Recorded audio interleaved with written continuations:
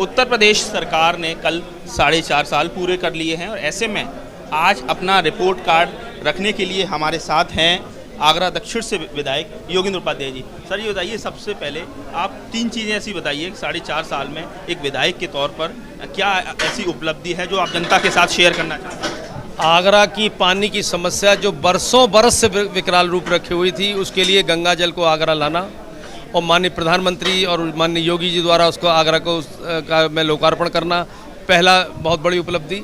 अब आगरा को शुद्ध जल मिलता है। दूसरा, आगरा में चिकित्सीय सुविधाओं का बहुत अभाव था। एसएन मेडिकल कॉलेज जैसा मेडिकल कॉलेज होने के बावजूद भी आगरा में मेडिकल सुविधाओं का अभाव था। तो मेरे द्वारा जब माननीय प्रधानमंत्री जी को और माननीय योगी जी को इसके बारे में प्रयास हुए तो तब यहाँ पर लगभग 400 करोड़ से अपग्रेडेशन हो रहा है। एसएन मेडिकल कॉलेज का 100 करोड़ की नया भवन अत्याधुनिक उपकरणों से युक्त लेडी लाइल में बन चुका है और सुपर स्पेशलिटी विभाग का भवन बन रहा है। आगरा में बर्न यूनिट बन रही है जो कि सफदरजंग से बेहतर है और आगरा में नेत्र विभाग का पूरा बन चुका है जो कि एम्स से बेहतर बना है। और इसी प्रकार आगरा में मैंने एसएन मेडिकल कॉलेज में अभी 2 महीने पहले ही एक 11 बेडों का डायलिसिस वार्ड का उद्घाटन किया जिसमें कि गरीबों का अब डायलिसिस होता है। अब आगरा के एसएन मेडिकल कॉलेज का पिरामिड ये उल्टा हो गया कि जो 2016 से पहले गरीब जनता वहाँ जाना नहीं चाहती थी, आज हम पर फ़ोन आते हैं कि हमको वहाँ पर बेड उपलब्ध करा दीजिए। ये ऐसे हमारी उपलब्धि।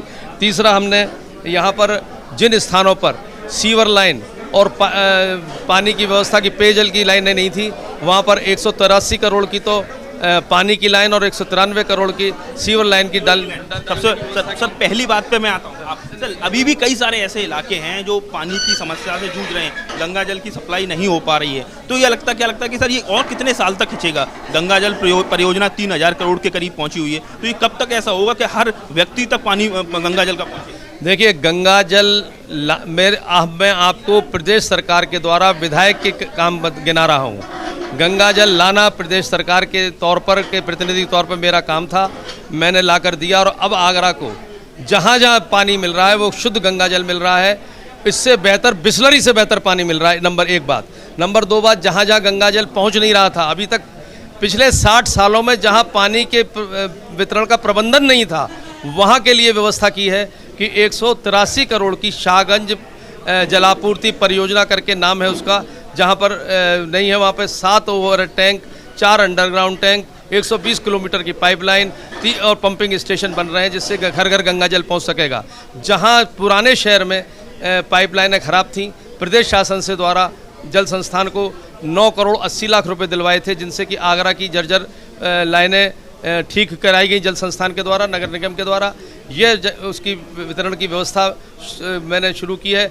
आज आगरा में जहां 150 MLD पानी मिलियन लीटर पर डे था, आज 530 million litre per day Ganga जल के सहित मिल रहा है। सवाल और भी ले लेते हैं। अब सवाल आता है कि आगरा दक्षिण पर, आगरा दक्षिण एक ऐसी बीजेपी की सीट है जो चैलेंजिंग रही है, लेकिन 2 बार से आप विधायक हैं, लेकिन कई सारे और भी प्रत्याशी लगातार यहाँ से अपने दावेदारी प्रस्तुत कर रहे हैं। तो आपको दूसरे दलों से चैलेंज से ज़्यादा आप विदिन पार्टी चैलेंज एक बड़ी चुनौती आपको नज़र नहीं आ रही। कई सारे प्रत्याशी हैं जिसमें से मैं नाम नहीं लेना चाहूँगा, आप समझ रहे हो। देखिए, पार्टी जिसको चुनाव लड़ाती है, हम सब कार्यकर्ता उसको मिलकर लड़ाते हैं।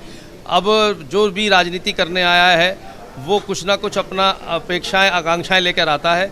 पार्टी में टिकट मांगना सबका अधिकार है, लेकिन जब टिकट मिल जाती है तो कार्यकर्ता का कर्तव्य होता है और सब कार्यकर्ता कर्तव्य को निभाते भी हैं, उनको लड़ाते हैं। और यही कारण था, पहला चुनाव में 75,000 वोटों से पाए थे, दूसरे चुनाव में मैंने 1,17,000 वोट पाए और तीसरे चुनाव में मैं 1.5 लाख वोट पाने की उद्देश्य लेकर और योजना। कॉन्फिडेंस आपके चेहरे पर है कि आप 1.5 लाख वोटों का मिलने का दावा कर रहे हैं, तो क्या रोड मैप है, किस तरह से पाएंगे आप? कुछ आपने खाका खींचा हो? मैंने रोड मैप ये बनाया कि जो बस्तियाँ विकास से मरहूम थी, जो इसलिए वोट देने में जुनून नहीं था जिनके अंदर, जहाँ पर विकास पहुँचा ही नहीं था 60 सालों में, वहाँ विकास पहुँचाया।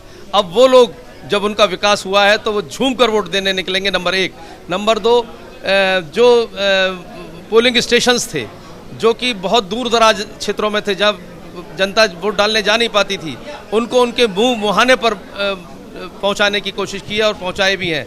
तीसरा, अधिकतम वोटर एनरोल हो जाए। पहले वोटर एनरोल नहीं हो पाते थे, उदासीन रहते थे, लापरवाह रहते थे।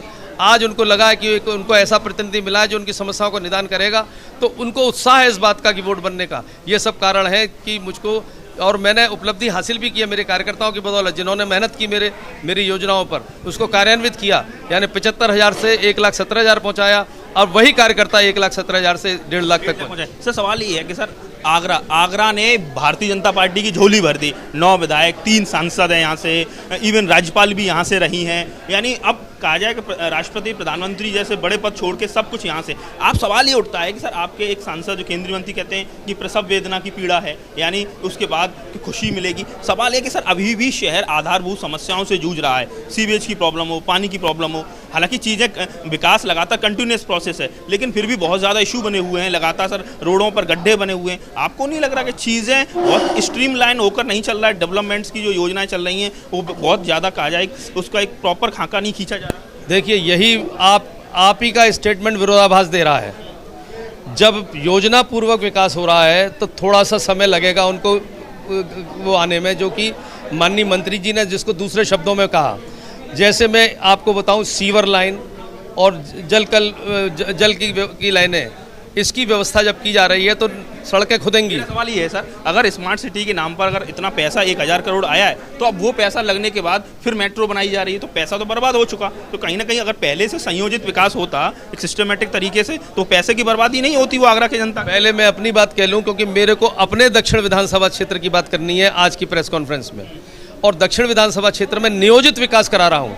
उसमें तकलीफ भी है जनता को, ये भी मैं मानता हूँ, लेकिन वो तकलीफ उस बड़ी खुशी से पहले की है। जैसे जब सीवर लाइन पड़ेगी तो अभी कोई टेक्नोलॉजी ऐसी नहीं आई कि बिना खुदाई हुए सीवर लाइन पड़ जाए, पाइप लाइनें पड़ेंगी, गैस की लाइनें पड़ रही हैं, इसके बाद वहाँ का रोड बनेंगी। तो पहले ये विकास पूरा करने के बाद रोड बनेंगी, तो वो जो थोड़ा बहुत दिक्कत आ रही है वो सब दूर हो जाएगी जनता की। मैं आपके माध्यम से जनता को भी बताना चाहता हूँ और आपको भी बताना चाहता हूँ, नियोजित विकास कैसे हो रहा है वो आगरा दक्षिण में आके देखिए। यानी आप तैयार हैं दोबारा से 2022 में पूरे दमखम के साथ? पार्टी आदेश देगी तो हम तैयार हैं, हम पीछे का बटने वाले हैं। कुल मिला के आगरा दक्षिण से विधायक हैं और मुख्य सचेतक हैं भारतीय जनता पार्टी के विधानसभा में। तो कुल मिला के योगेंद्र उपाध्याय, उन्होंने अपनी 4.5 साल की उपलब्धियों को रखा है। जो उनकी सबसे बड़ी उपलब्धि है, उनका कहना है कि आगरा में जिस तरीके से जो गंगा जल परियोजना आई है वो उन्हीं की वजह से आई है। इसके साथ ही लगातार एसएन मेडिकल कॉलेज का जो अपग्रेडेशन हुआ है वो भी उनके विधायक के तौर पर उनकी जो तमाम पैरवी रही हैं उसी क्रम में हुआ। तो ऐसे में उन्होंने आज 4.5 साल की जो उनके विधायक के तौर पर जो उपलब्धियां हैं उनको जनता के सामने रखा है। आगरा से उपाध्याय, एबीपी।